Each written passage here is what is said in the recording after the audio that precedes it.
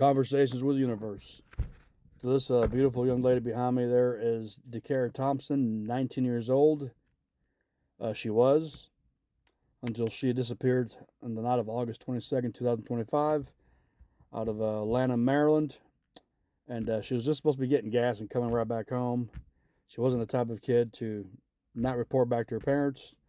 The next day, August 23rd, police footage showed her leaving her vehicle at Hyattsville, Maryland, and getting into another vehicle that ended up in Bowie, Maryland, apparently with some Hugo Hernandez Mendez, who has been charged with first and second degree murder.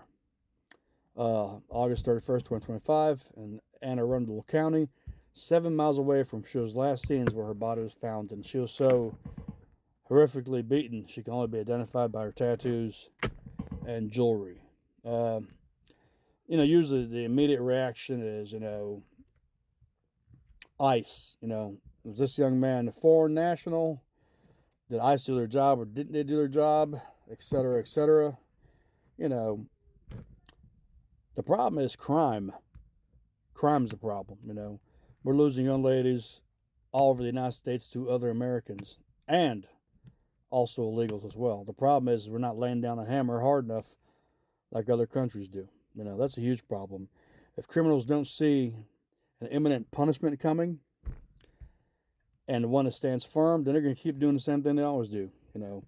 Locally, you always hear about the same cases. The man who stabbed a young lady to death in North Carolina on the metro had multiple accounts against him.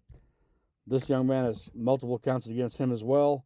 But the problem is allowing people to keep doing the same shit over and over again without being properly punished. And then by the time they escalate, like all criminals tend to do, by the time they escalate, it's too late to step in. So not so much an ICE argument or law enforcement, but a punishment problem. We're not holding people accountable like we should, and that's a problem, literally. Me myself as a veteran, 21 years, we deploy to take the fight to the enemy, elsewhere, not on our soil.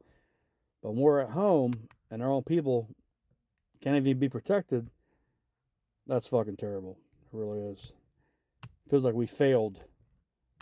But, hey, we need to change our criminal justice programs and our statutes of limitations and how we treat crime and punishment, because we're failing at that. We need to do better. She needs to get justice. Simple as that. Real justice.